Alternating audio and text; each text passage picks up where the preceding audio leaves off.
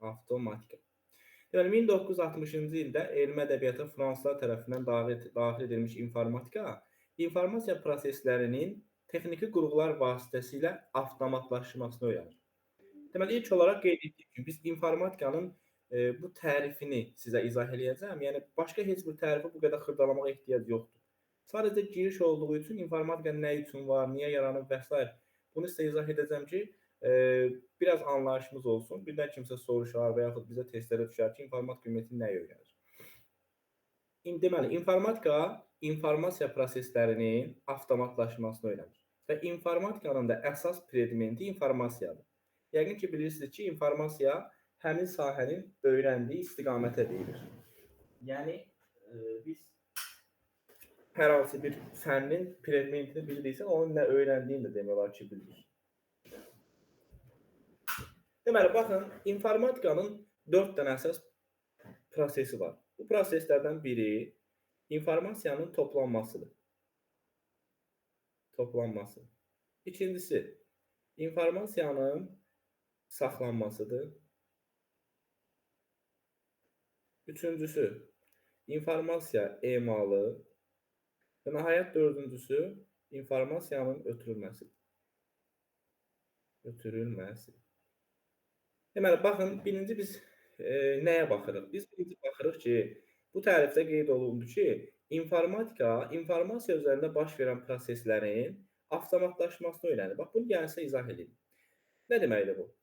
Baxın, keçmişdə informasiyanı biz necə toplaya bilərdik? Tutaq ki, müəllim bizə tapşırıq verib, get Üzeyir Hacıbəyev haqqında məlumat topla. 1960-cı ilə qədər əlimizdə heç bir texniki qurğu, heç bir rəqəmsal qurğu yoxdur. Bax, sizdən soruşuram, necə məlumat toplayardınız 1960-cı ilə qədər? Belə bir tapşırıq verilib sizə. Vəziyyətdə necə çıxardınız?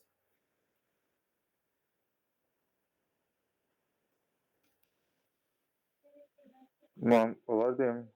Buyur. Böyüklərimizdən soruşaraq. Ən yaxşı variant. Və yaxud kitabxanalardan.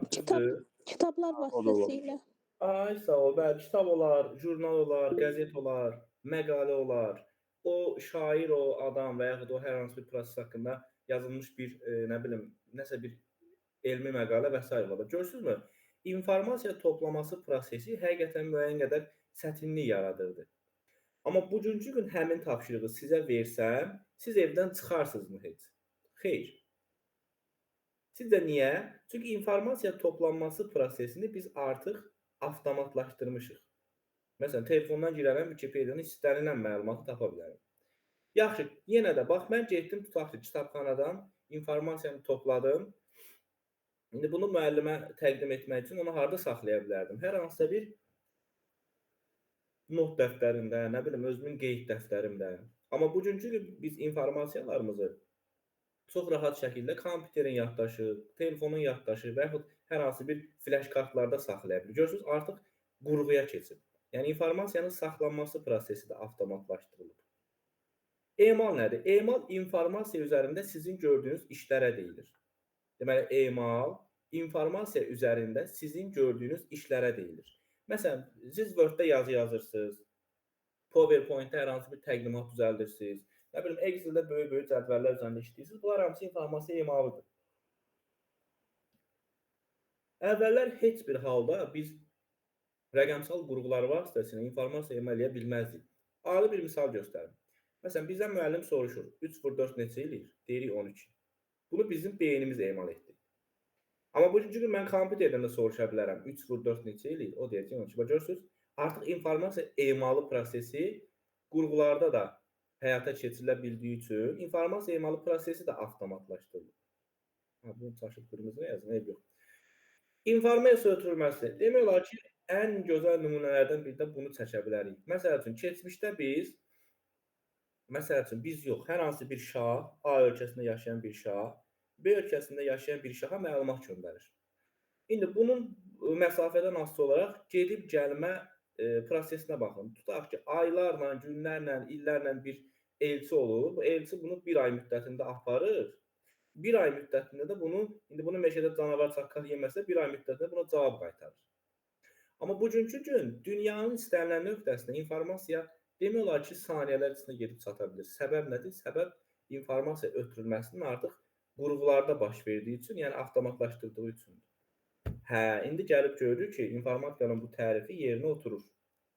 Yəni, informasiya üzərində baş verən proseslərin texniki qurğular vasitəsilə avtomatlaşdırmasını öyrənən bir elm sahəsidir.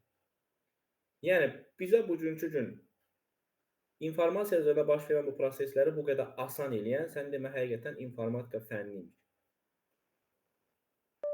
Və ya o asanlıqları öyrənən fənnə informatika deyilir. Bu bir. Bunu belə izah etdim ki, biraz aydınlanar, əzbər olmasın ki, biz informatika niyə var? İkinci proses, ikinci məsələ. Bəzən tələbələr mənə deyir ki, müəllim, bu informasiya proseslərini də mən yadda saxlaya bilmirəm. Çünki uşaqlar, burada dediyim hər bir hissə, hər bir nüans sual olaraq qabağınıza çıxa bilər. Məsələn, nədir? Deyir ki, müəllim, bax, bu informasiya proseslərini mən yadda saxlaya bilmirəm. Məsələn, 4 dənəsi bir elə verir, 5-ci də buna uyğun bir şey verir. Məsələn, yazır ki, toplamaq, saxlamaq, ötürülməsi, emal edilməsi və s. Bir də verir nəticəvilik tutaq ki, atıram. Tələbə təbii ki, haqlıdır. Çünki orada elə bir ipucu verməliyik ki, tələbə informasiya proseslərini əli ilə qoymuş kimi tapıb çıxarda bilsin.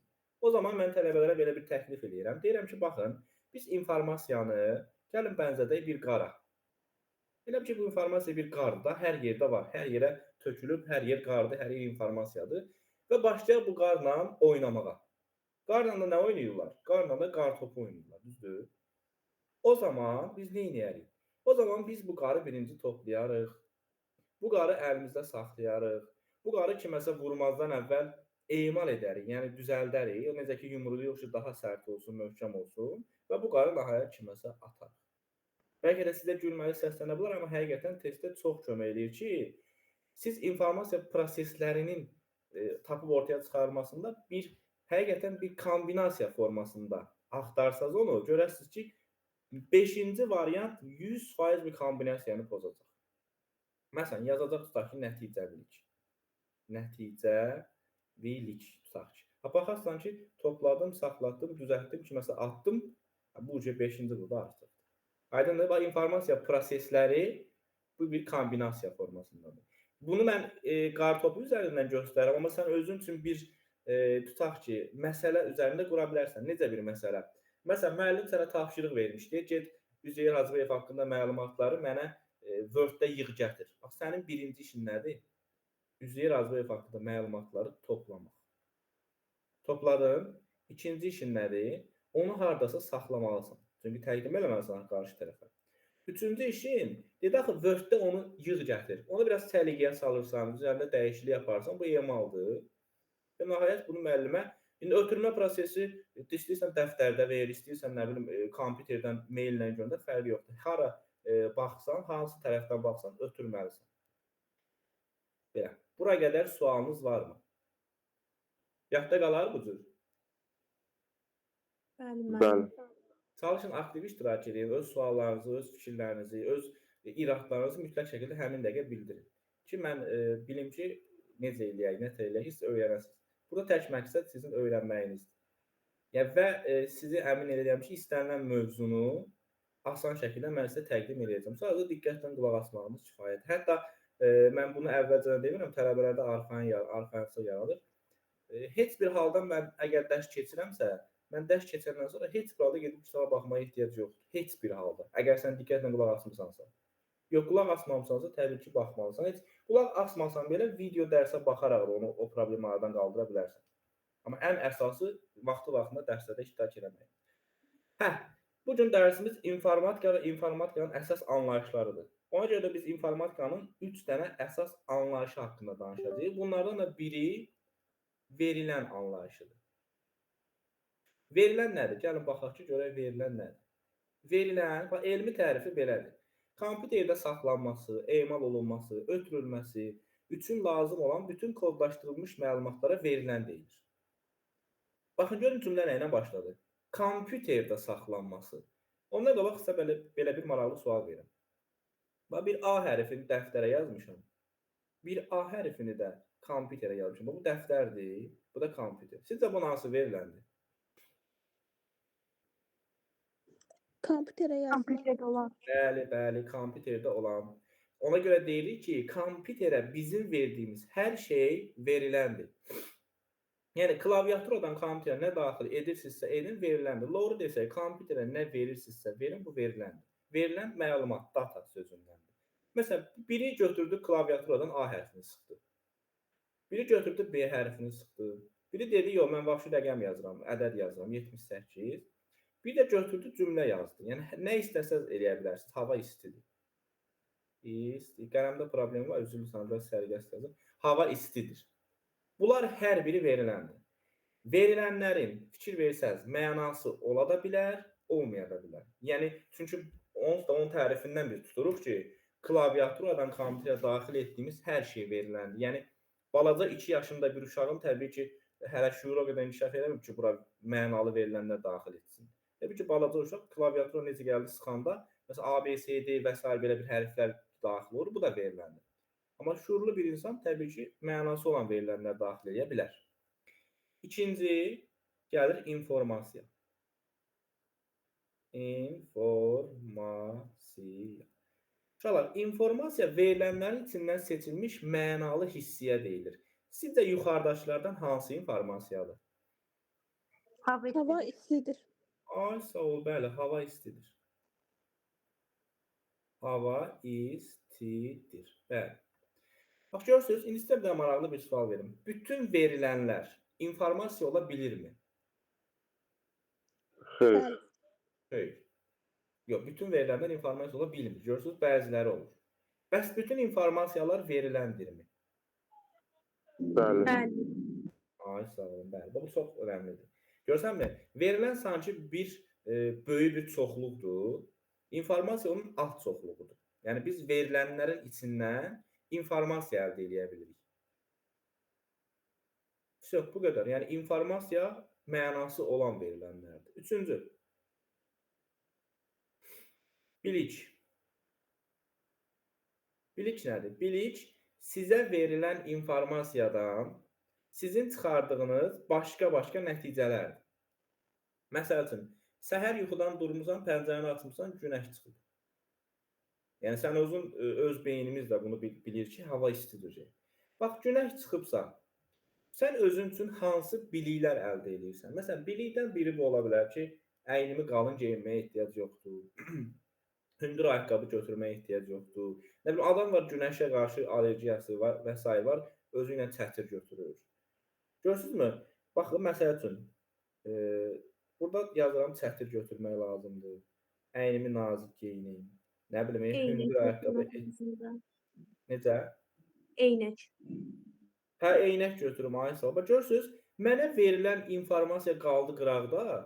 Mən özüm üçün nə qədər başqa-başqa nəticələr çıxardım. Hə, bu mənim biliyim. Bax, mənim biliyim bunlar. Məntiqi yolla, dərk olunma vasitəsilə bizə verilən informasiyadan çıxardığımız başqa-başqa nəticələrə bilik deyilir. Onda belə ümumiləşdiririk. Hər bir şey ən birinci veriləndir. Yox, əgər mənası varsa, biz ondan nəsə əldə edə biliriksə, çevrilir olur informasiya. O informasiyadan da biraz daha dərinə gediriksə, məntiqlə nəticə çıxardırıqsa, o nəticələr də bizim biliyimizdir. Çünki bu qədər sadə. Bir də belə bir şey var. Yazılır ki, təkrarlanan məlumatlar informasiya sayılmır. Nə deməkdir bu? Məsələn, bax, sağlıq olsun. İnşallah indi sentyabrda sizlərdən hər hansısa birinə mən dərs keçsəm, orada, məsəl üçün, yadına salarsan ki, müəllim olsa bu dərsin bu hissəsini bizə demişdi də. Yəni, nə deməkdir? Məsəl üçün, sən bu verilən haqqında məlumatı bir dəfə eşitmirsən deyə, ikinci dəfə bu informasiya sayılmır. İnformasiya yeni bir şeylərdir, təzə. Başdınız? Məsəl üçün, tutaq ki, başqa misal çəkirəm. Vurma cədvəlin. Bu dəqiqə vurma cədvəlin oxusaz. Sizin üçün o informasiyadır, yoxsa sadəcə sıradan bir məlumatdır? Məlumat. Məlumatdır, bəli. Məsəl üçün, bu dərsi mən sizə sentyabrda keçəndə, vay o günə ki, bu sizin üçün informasiya olur. Demək ki, siz qulaq asmamışsınız diqqətlə. İnşallah ki, məlumat olaraq qalır. Buradan da sual var. Xeyr. Eyvallah. Xeyr müəllim. Aha. İndi davam edirik. İnformatika ümumiyyətlə, daha doğrusu informasiya ümumiyyətlə, informasiya olması üçün o informasiyanın xassələrini ödəməlidir. Məsəl üçün, informasiyanın bir xassəsi var ki, buna deyilir tamlıq xassəsi. Tamlıq. Görək tamlıq xassəsi nə deyir? Tamlıq xassəsinin də açar sözü miqdardır. Deyir ki, verilən informasiyanın miqdarı ilə xarakterizə olunan informasiya xassəsinə tamlıq deyilir. Məsəl üçün, mən dünənləri tutaq ki də, mən olmayım Aydan xanım, bilməm tanıyırsınız. Aydan xanım tutaq ki, sizə deyir ki, və ödənişsiz dərslərlə bağlı müraciət eləmişsiniz. Qrup açılıb, qrupun nə adı, nə vaxtı, heç nə yoxdur. Götürüb qrupa yazır ki, sabah bizim dərsimiz var. Görsən, adam ilk başda elə bilir ki, bu informasiyadır. Amma xeyr, informasiya bizim hər eşitdiyimiz ümumiyyətlə informasiya deyil. Sən orada soruşa bilərsən, sabah bizim dərsimiz saat neçədədir, hansı fəndəndir, ümumiyyətlə hansı platformadadır. Görürsünüz, bu halda informasiya tam olur. Məsələn, bir dostum sənə zəng vurur, deyir, dur gəl görüşək. Deyir, dur gəl görüşək və telefonu söndürür. Sən də qalırsan ki, görürsən, mən də hara getməliyəm, saat neçədə getməliyəm. Qısası, əziz tələbələr, verilən informasiya həmin işlə bağlı, həmin proseslə bağlı səni maraqlandıran bütün suallara cavab verməlidir. O zaman informasiya tam olur. İkinci, aktuallıq. Aktuallıq bu qəbula düşmüşdü bir dəfə. Bunun da açar sözünü yazıram, cari deməkdir, yəni indiki. İnformasiyanın indiki zamana, yəni cari zamana uyğunluğu onun aktuallıq xassəsidir. Məsələn, durub kimsə sənə desə ki, 41-45-ci ildə hər hansı bir müharibə baş verib, bu sənə həm maraqlı deyil, həm də bu informasiya aktual deyil. Amma günümüzdə baş verən, tutaq ki, Türkiyədəki hər hansı bir aksiyalar bu dəqiqə aktual, çünki gündəmdədir, hal-hazırda olan. Bunu çox uzatmıram, yəni qeyri-adi bir şey deyil. Amma burada belə bir şey də var, baxın. Aktuallıq müəyyən bir kütləyə də aid ola bilər. Sırf sənin özünə aid ola bilər. Nə deməkdir bu? Məsələn, sən getmirsən hər hansı bir iş görüşməsinə, sənə deyiblər ki, 2 gün ərzində sənə cavab verəcəklər. Bax, bu 2 gün ərzində sənin müsahibənin cavabı sənin üçün aktualdır. Görürsən, tək sənə aid oldu. Amma bu dəqiqə dediyim kimi hər hansı bir siyasi məsələlər, dünyavi məsələlər bütün dünya üçün aktualdır. Yəni, qısası informasiya indiki zamana uyğundursa, fərqi yoxdur, kütləyə aiddir, yoxsa bir nəfərə aiddir, o aktual olur. 3. Obyektivlik. Obyektivlik, nəsə yazıla bilmirdim. Obyektiv informasiya uşaqlar heç kimin şəxsi fikrindən, şəxsi mülahizəsindən asılı olmur. Bu, bizim verilişlərdə olur, bəzən ekspertlər çıxış edir. Axırda qayıdıb deyir ki, bu mənim öz şəxsi fikrim, subyektiv fikrimdir. Yəni, heç kimin, belə deyək, yəni özümə aiddir də subyektivdir. Bir növ özün, belə deyək, sığortalamaq üçündür. Amma obyektiv informasiya heç kimin şəxsi fikrinin asılı deyil. Buna misal çəkə bilərik. Məsəl üçün, o bizim bir kinomuz var, deyir, sabah bir yağış yağacaq, tut ucundan göyə çıx. O həmin dəqiqə subyektiv fikirdir, öz şəxsi fikridir. Amma hava haqqında məlumat deyir ki, sabah ölkə arasında hava tutaq ki, tutqun olacaq. Çünki o obyektivdir. Niyə? Heç kimin şəxsi fikrinin asılı deyil. Məsələn, sinifdə oturmuşuq. Əli deyir ki, sinif istidir. Nə bilim, tutaq ki, deyirəm. Aysel deyir ki, sinif soyuqdur. Mən də deyirəm ki, vəbşi, hava normaldır. Amma divara baxıram ki, divarda yazıb ki, müsbət 40 dərəcə. Bunların hər biri qaldı kölgədə.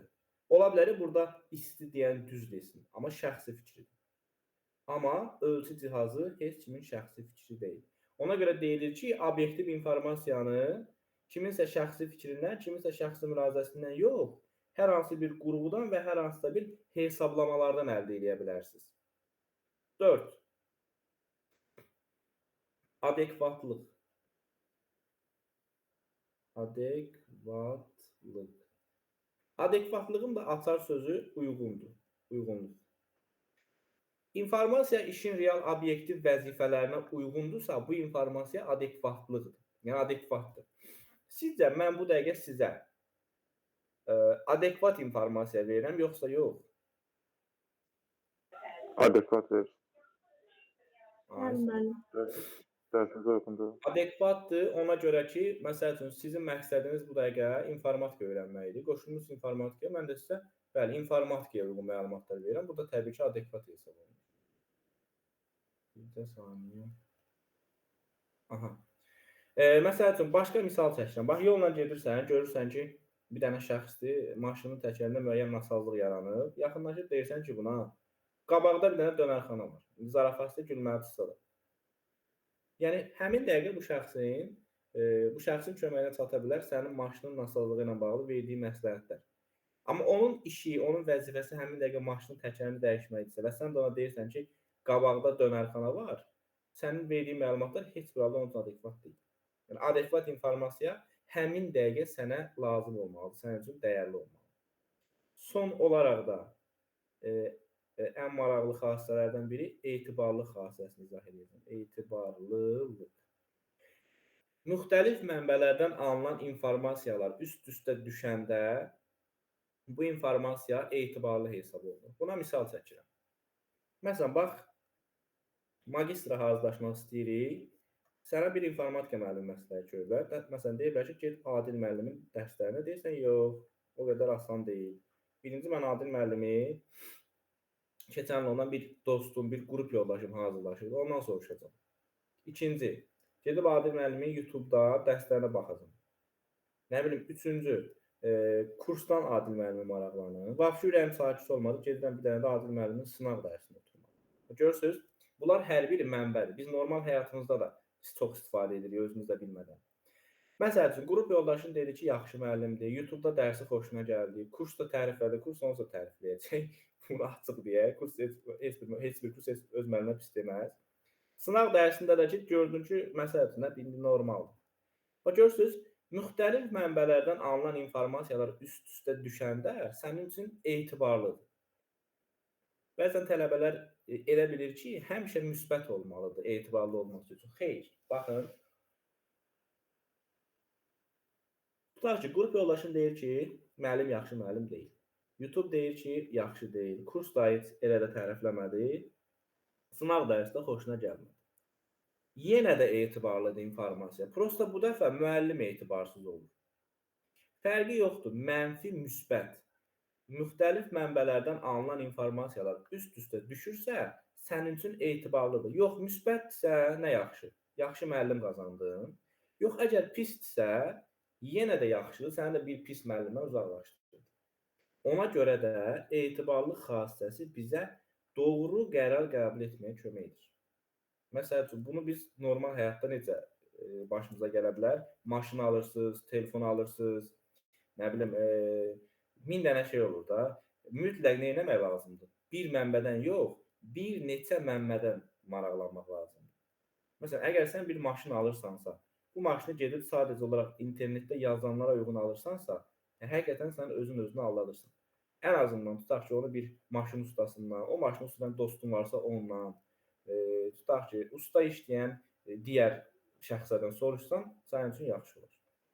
Baxın, əziz tələbələr, bu gördüyünüz informasiyanın xassələridir. 5 dənə. Ən çox qəbulda istifadə olunan xassələr bunlardır.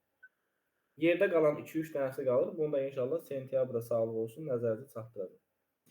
Heç bir halda oturub qarşınıza qoyub saatlarla oxumağa ehtiyac yoxdur. İçindəki açar sözlər və yaxud əgər siz bunun izah edəndə mənasını dərk elədinizsə, heç bir halda bunlar sizin üçün çətin gəlməyəcək ki, ayda oturub mən bunu saatlarla əzbərləyim. Əsas məqsədim mənim sizə qısa müddətdə çox şey öyrətmək. Yəni, açar sözlərlə, açar məqamlarla, saatlarla açıb PDF-in üzərində mən heç vaxt sizə dərs danışmayacağım. Ki, onu zaten özünüz də edə bilərsiniz. Bu qədər. İndi bir dənə bir şey izah edeyim sizə. Baxın, biz deyirik, informasiyanın ötürülməsi prosesi var. O informasiya ötürülməsi prosesində bizim ötürdüyümüz informasiya 5 dənə mərhələdən keçə bilər. Baxa görə bu mərhələlər hansılardır? Bax, birinci siz informasiyanı A kompüterindən B kompüterinə ötürəndə nə baş verir? Birinci, informasiya mənbəyi olur. Bu informasiya mənbəyi sizin kompüterinizdir. Məsələn, sən kiməsə məlumat ötürürsən. İkinci olur kodlaşdırıcı qrupu. Kodlaşdırıcı qrupu. Bu kodlaşdırıcı qrupu sonralar keçəcəyi çox şey ola bilər, amma hələ ki bizim tanıdığımız modem. Məsələn, modem kodlaşdırıcı qrupudur. İkinci, bax, sən informasiyanı ötürdün. Getdi daxil oldu sənin modeminə. Modem bunu rabitə kanalı vasitəsilə göndərir və gedib bu informasiya qəbul edicisinə çatmalıdır. İnformasiya qəbul edicisi də qarşı tərəfin kompüteridir. Amma belə bir şey var. Sənin kompüterindən çıxandan sonra bu informasiya kodlaşdırılmışdı deyə qarşı tərəfin kompüterinə çatmazdan əvvəl bunun kodu açılmalıdır. Yəni dekodlaşdırılmalıdır. Həmin o dekodlaşdırıcı qrupu da modemdir. Bunu sizdən necə soruşa bilərlər? Bunu sizə ardıcıl düzməyi istəyərlər. Və bu da çox çətin deyil. Simmetrikdir hər şey. İnformasiyanın mənbəyi varsa, yəni bir yerdən çıxırsa, ən axırda o informasiyanı qəbul etməlisiniz. Birinci informasiyanı kodlaşdırmalısınız, sonra onu dekodlaşdırmalısınız. Ümumiyyətlə yadda saxlayın, kodlaşdırma olmazsa dekodlaşdırma heç vaxt ola bilməz. Elə bilin ki, kodlaşdırma ipə düyün vurmaqdır, dekodlaşdırmada ipin düyünü açmaq. Yəni bir ip düşününce ona düyün vurulmuyub, amma sənə verirlər ki, bunun düyününü aç. Təbii ki, gülməyə gələr ki, buna hələ birinci düyünü vur, sonra mən bunun düyünü açım. Rabitə kanalda qalacaq ortada. Müəllim, bir şey soruşa bilərəm? Buyur. Bu kodlaşmada bizə verilən hər hansısa bir məlumatı özümüz öz ağlımızda qurduğumuz məlumatdır da, yəni yəqin ki. Məsələn, bizə bir məlumat verilib, biz onu özümüz küləşdiririk, hansı ki o məlumatı özümüzün istədiyimiz kimi düşünüb, sonra artıq da qəbul edirik informasiyanı. Necəyəm, tam olaraq başa düşmədim. Biz İKTK Cirdi Universitetdə müəllim bizə elə başa salmışdı. Qarşımızda məsələn bizim bir informasiya gəldi da, bir informasiya var.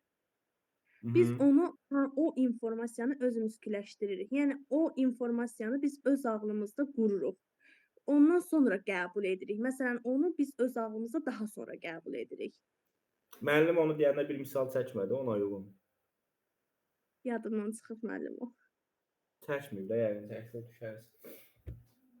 Belə deyək də, yəqin müəllim orada demək istəyib ki, biz həyatda hər şeyə nisbi baxıb sonra onu kodlaşdırırıq. Məsələn, adicə ağzımızdan çıxan səslər var. Məsələn, A səsi, B səsi.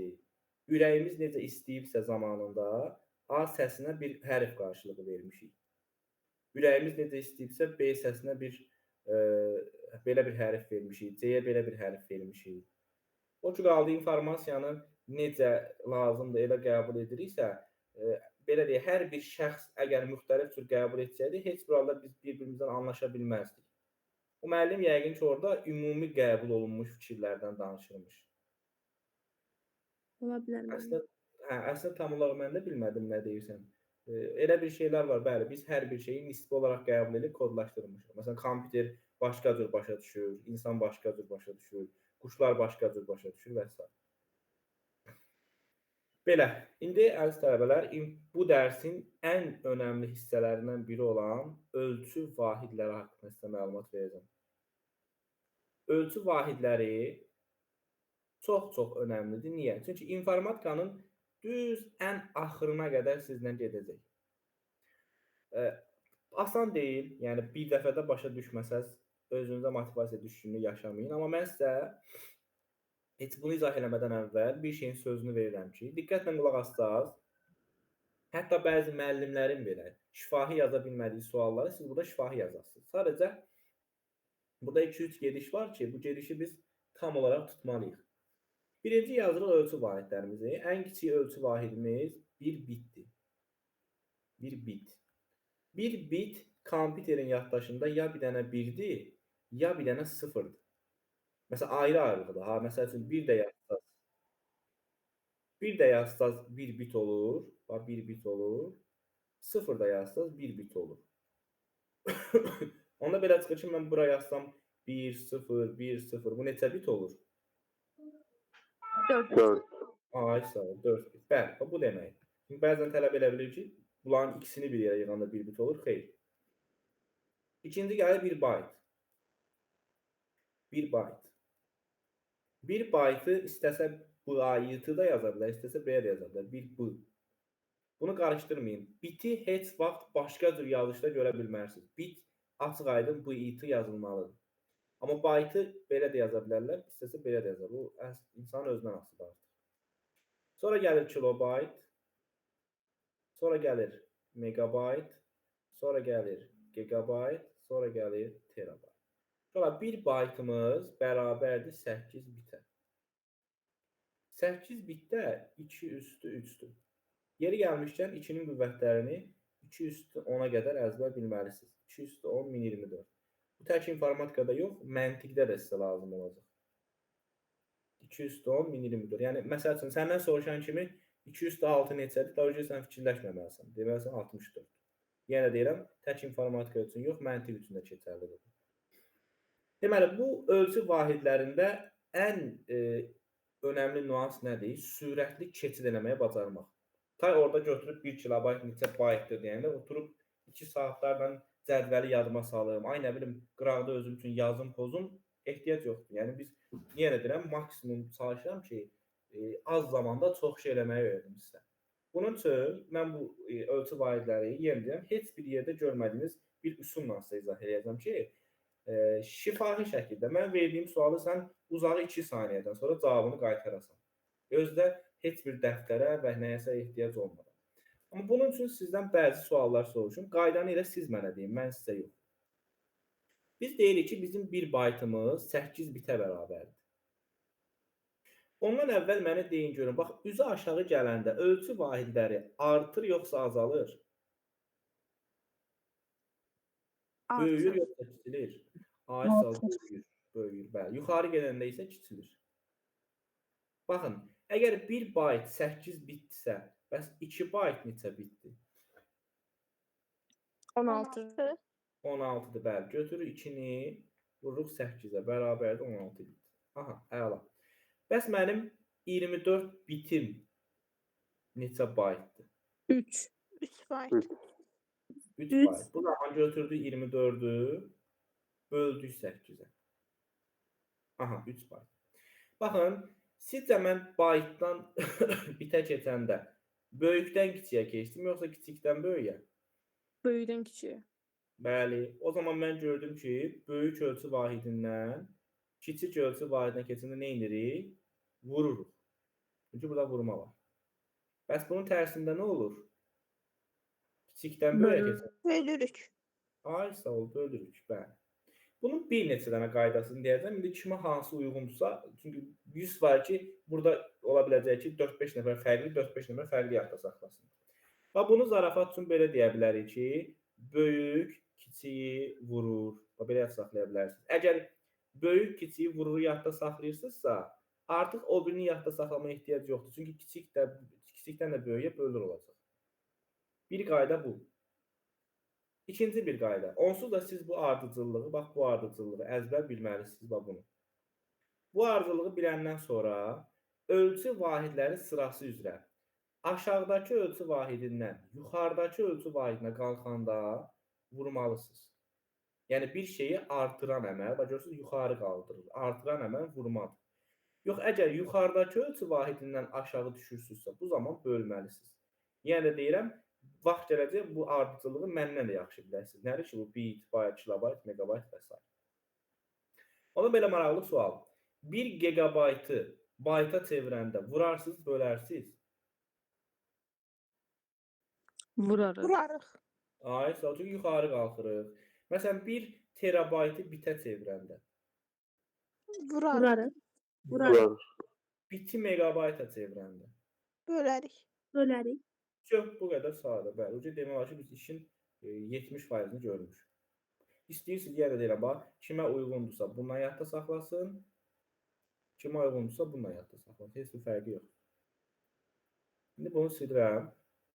Keçirik artıq birbaşa suallar üzərindən, yəni işləməyə. Çox, yəni uzatmayacağıq. Amma bundan əvvəl nə edirik? Biz bundan əvvəl biti buradan ayırırıq. Niyə? Çünki bit burada bir qərib adam kimi qalıb burada. Hamısı baytdır, bayt, amma bit qalıb qıraqda. Ona görə bitə deyirik ki, sən gözlə. Nə edirik? Baxın. Mən soruşuram tutaq ki, 1 kilobayt neçə baytdır? Sizcə biz vurmalıyıq, bölməliyik? Vuracaq. Vuracaq Ay, mən. sağ ol, vuracağıq. Baxın, bunun öyrətilmə qaydası belədir. Burada deyilir ki, iki ölçü vahidi arasındakı araları say. Məsələn, kilobayt ilə bayt arasında bir dənə ara var. Bunu say. Belə çıxır ki, indi mənə desə terabayt neçə baytdır, mən götürüb bunların hamısını yazmalıyam, təzədən düşüb bir-bir arasını saymalıyam. Ya da sizin təsəvvür gücünüz o qədər möhkəm, o qədər yüksək səviyyədə olmalıdır ki, bu ölçü vahidləri gözünün qabağında təsəvvür etməlisiniz. Plus da ki, onların aralarını o təsəvvürdə bir-bir barmağınızla saymalısınız. Yəni biz həndəsədə fəza fiqurları həll eləmirik. Yəni o qədər əziyyətə ehtiyac yoxdur. Nə də ki, qarşınıza qoyub 1 kilobaytın əzbər şəkildə neçə bayt olduğunu, 1 megabaytın əzbər şəkildə neçə tutaq ki, bit olduğunu öyrənməməlisiniz. Bunun üçün baxın, mən sizə bir qayda deyirəm. İlk başda çətin gələcək, amma sonra görəsiniz ki, 2 vur 2-dir. Deyəndə ki, 1 kilobayt neçə baytdır? Bayt da daxil, kilobayt da sayırsınız. Çünki dedim axı, siz bunu əzbər biləsiniz bir müddət sonra. Baytdan kilobayt neçə dənədir? Bayt 1, kilobayt 2. Onsuz da bütün cavablarımız həmişə 2-nin qüvvətində yazılır. Çünki biz informatikada 2 ədəd var deyə 0, 1. Ancaq 2-nin üstünü öyrənirik. Baxın, saydınız 1, 2, bayt 1, kilobayt 2. Həmişə saydığınızdan 1 çıxırsınız və bunlar arasında da məsafə 2/10'lardır ancaq. 2 dənə saydınız baytdan kilobayta qədər. 2. 1 çıxdın, qaldı 1. Bax uşaqlar, o 1 dənə 10'u ifadə edir. Yəni 1 kilobayt 2/10 bayt. Siz bunu bu dəqiqə 50% başa düşürsünüz. Amma ikincini yazan kimi baxın. 1 gigabayt sizcə neçə baytdır?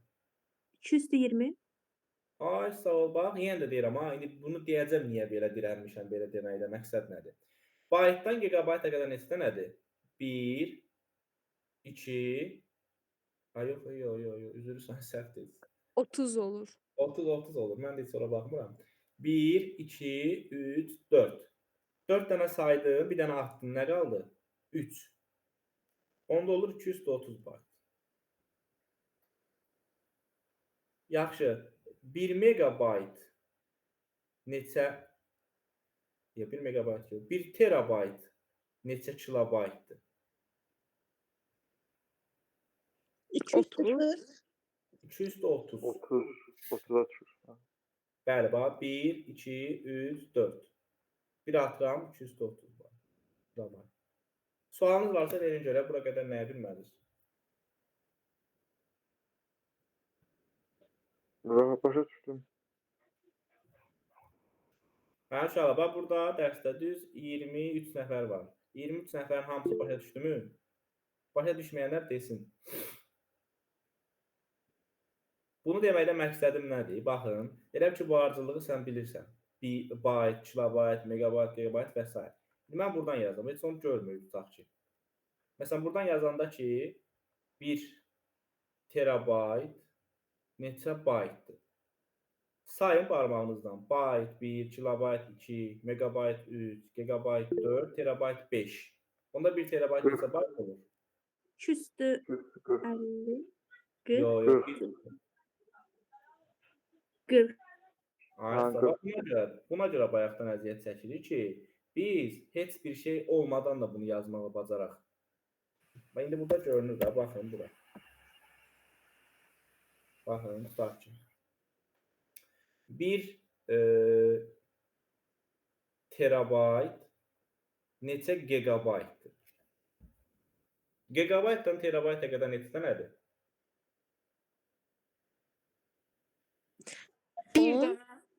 2 dənədir. 2 dənədir, bir dənə çıxırıq 210. Ay, sağ ol. 2 dənədir, bir də çıxırıq, qalır 210. 1 terabayt 210 gigabayt. Məsələn, 1 gigabayt neçə kilobaytdır? Yenə sayın buradan bura qədər. 210. 20. 220. Ay, sağ ol, 220. Bax, Gigabayt. kilo, mega, giga. 3 dənədir. Avtomatik birim çıxır, Bəli. qalır kilo. 220. Aydındır tam olaraq. Bəli. İndi 2 dəfə də eşidirsiniz. Bir dəfə də video dərs göndərəcəm. Video dərsə baxarsınız. Məndən də yaxşı bilərsiniz. Narahat olmayın. Mən bir dənə sual vermək olar. Buyur. Mən bəzi fənlərdə biz elə bir şey 1024 yox, onu 1000 götürürük də təxminən 210 kimi yox, 10 üstü 3 kimi də. Burada informatikada biz 1024 kimi hesablayacağıq, yoxsa təxmini olaraq? Yo, 1024 informatikada. Yox. Bu təxmini baxırıq fənnə, prosta çox vaxt belə olur. Bir dəqiqə biz bunu ara yazmışdıq. Qarışdı aləm bir-birinə.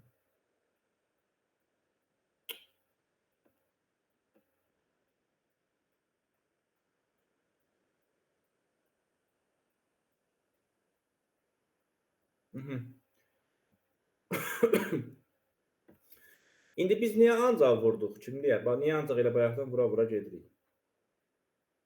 Böyükdən kiçiyə gedirdi. Aşağıdan yuxarı gedir ona görə. Böyükdən kiçiyə gedirik. Yəqin ki, 2-nin qüvvətlərini işləməyə bilirsiniz də. Məsəl üçün 2 üstü 5-i 2 üstü 10-a vuran nə olur? 211. Aysa 2 üstü 15. Bəs 2 üstü 10-u 2 üstü 5-ə böləndə nə olur? 2 üstü 5. Üstü 5. Vuranda üstlər toplanır, böləndə üstlər çıxılır. Hə, bunu bilirsinizsə, laf yaxşı.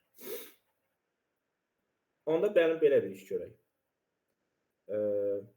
Deyək ki, 2 üstü 60 bayt neçə megabaytdır? Bəs birinci sual, vurmalıyıq yoxsa bölməliyik?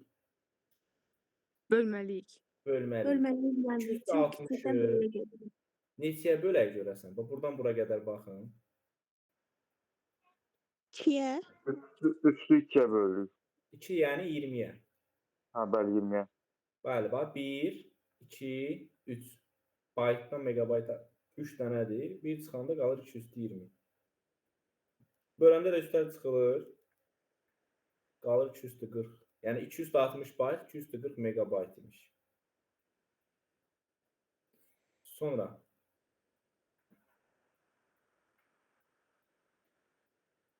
məsəl üçün yazıram. 276 kilobayt neçə terabaytdır?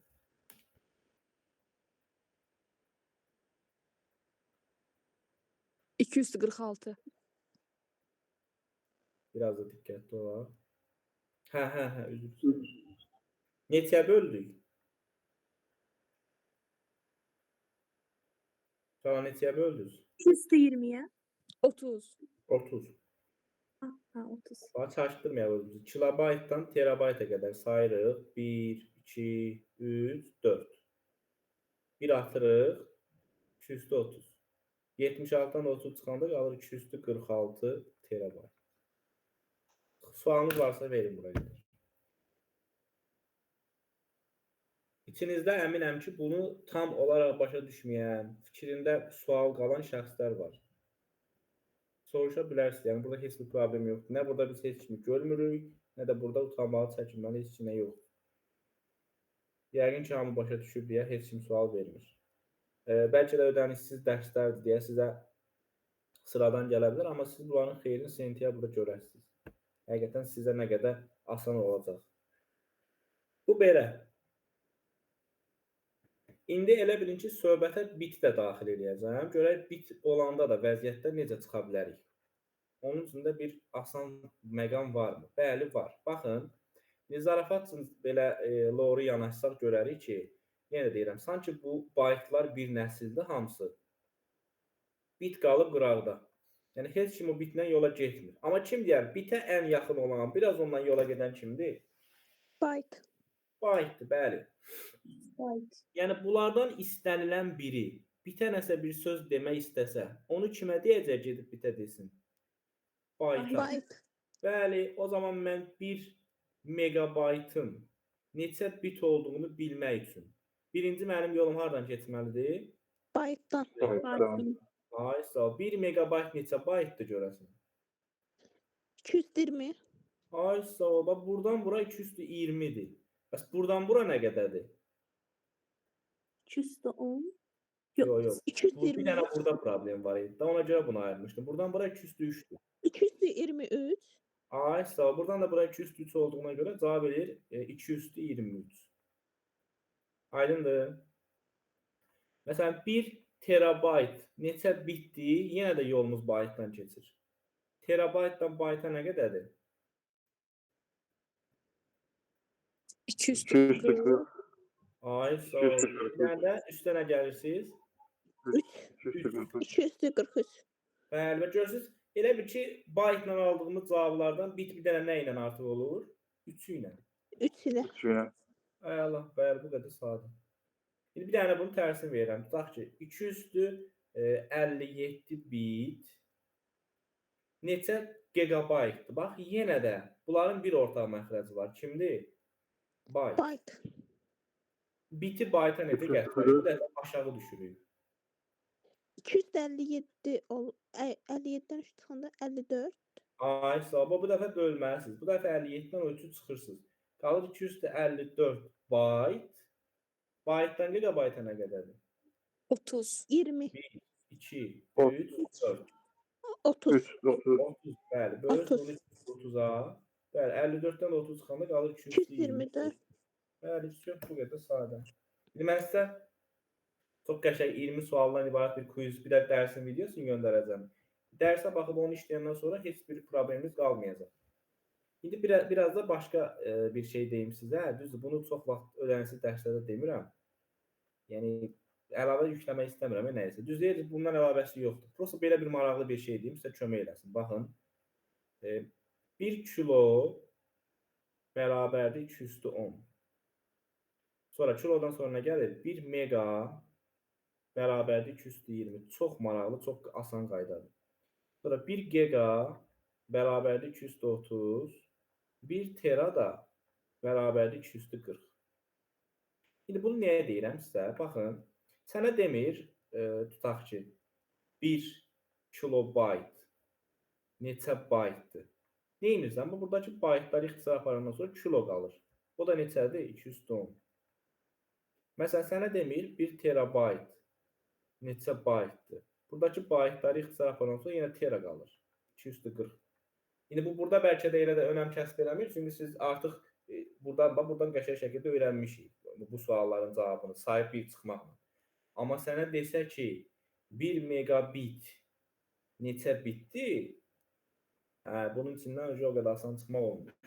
Amma siz nə edəsiniz? Yenə də bitləri aparırsınız. Qalır mega. 220.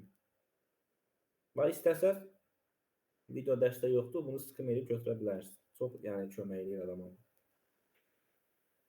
Son olaraq da bir şey deyəcəm. Onunla da bugünlük dərsimiz kifayətdir. Uşaqlar, baxın, bəzən ölçü vahidlərini biz qəşəng şəkildə keçid eləməyi bilirik. Nə bilim, sürətli şəkildə sahib bir çıxmaq və s. Amma bəzən yox, ümumiyyətlə həmişə nəyə diqqət eləməlisiniz? Verilmiş ədədin əmsalına, verilmiş ölçü vahidinin əmsalına. Birinci asanı yazıram. Məsələn, 32 megabayt neçə baytdır? Təbii ki, burada 32-ni 2 üstü necə qeyd edəcəm? 2 üstü 5 kimi. Ay, sağ olun. Megabaytdan bayta neçə dənədir? Sayın. 2 üstü 20. 10. 20. 3 dənədir. İndi hələ təzəyi də bilmirik. Bax. Baytdan megabayta 1, 2, 3. Vururuq 2 üstü neçəyə? 20-yə. Buramda da üstlər toplanır. Olur 2 üstü 25. Bu birinci versiya. İkinci versiya. Tutaq ki, belə yazıb. Görə necə bir? Misal, 12 megabayt neçə baytdır? Burada nə edəsiniz? Burada artıq 12-nin içində 2 axtarmalısınız. 12-ni necə 2-lərə parçalaya bilərəm sizcə? 2 üstü 2 vur 3. Ay, sağ ol. Bax, burada yazaram 3. Vuram 2-nin kvadratı. Bu da bilirsiniz 2 üstü 20 idi. 2 üstü 20. Bu da qalacaq 3 vurulsun 2 üstü 22. İndi siz 3 vuraq bayrakı cavabı elə almışsınız. 3 vuraq 2 üstü 22. Amma görəsən cavabda bu yoxdur. Nə edə bilər? Sizcə mən bunu bu 3'ü 6 yazsam 2 üstü neçə yazmalıyam? 21. 21. O 21. Çünki buradan neçədə 2 götürmüşəm? Bir dənə. Əla. Yaxşı, mən bunu 2 üstü 19 yazsam, bax bunu. Qabağına neçə yazmalıyam? 18. 24. Biraz da yaxşı fikirləşək. 9. Ay, sağ 42. 24 birinci daha. üçün, birinci üçün deyirəm. Bax elə bil ki, mən buradan 2 üstü 22-dir. 2 üstü 19 yazmışamsa, neçədən götürmüşəm? 8 qalırdı, 8 dəfə 2. Ay, sağ ol. 2 48. üstü 3 dənə, onda 3-ə vuranda 24 edir. 24 yazar. Bax elə bil ki, söhbət bundan gedir, uşaqlar, çaşdırmayın özünüzü. Bax elə bil ki, bu 22-ni mən bura 2 üstü 17 kimi yazmışam. 2 üstü neçə götürmüşəm buradan? 2 üstü 5. 5. 5. O neçə edir? 32. 3'e vurur. 32-ni də 3-ə vurmuşam, 96 kimi yazmalıyam burada. Bunlar çox önəmlidir. Düz qəbula düşmür, amma düşmə ehtimalı var da. Sadəcə rəqəmlərlə biraz oynayıblar burada. 3 megabayt üstə gələk 100 kilobayt. Cavabı necə kilobaytla taparsınız? Yəni hamısı nəyə gətirməyə lazımdır? Kilobayta. Ay, sağ ol, kilobayta. Gətirin görək. 3 vurulsun 2 üstü 10 yazarıq. 2 üstü 10 da neçədir? 24. 24. 24. Bəli, onda yazıram ki, 3 vur 1024. 3072 üstə gəl 100. Heç necə 3172. Belə. Yəni bayaqdan bunu ayrı-ayrı istəyirdi bizdən. İndi bir yerdə istəyir. Bildiniz? Yəni belə suallar olacaq, işləyəcək inşallah, narahat olmayın, heç bir problem qalmayacaq. Belə əziz tələbələr, bax bu bizim ölçü vahidlərimizdir. Yenə deyirəm, ilk dəfədir eşitdiniz, bəlkə müəyyən yerlər çətin gələ bilər. Amma əmin olun ki, mən dediyim qayda ilə diqqətlə bir dəfə də dərsə baxsaz, sizin üçün olacaq 2 vur 2. Asan deyil, yəni bu hissə çətindir. Çox tələbə bunu 3 aya, 4 aya bir də görsən öyrənə bilmir, qavraya bilmir. Amma yenə deyirəm, metodikadan tədris eləməkdən çox şey asılıdır. İlk dərslə bağlı sualınız, təklifiniz, iradınız nəsə varsa buyurun deyin, yoxsa yekunlaşdıraq.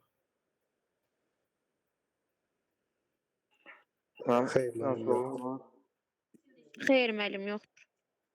Bu qədər. Gecəniz xeyrə, Allah yolunuzu açıq eləsin. İnşallah növbəti dərslərdə görüşərik. Xeyrə qarşı. Xeyrə qarşı Oldu mən mənim, çox sağ olun. Sağ olun. Buyurun.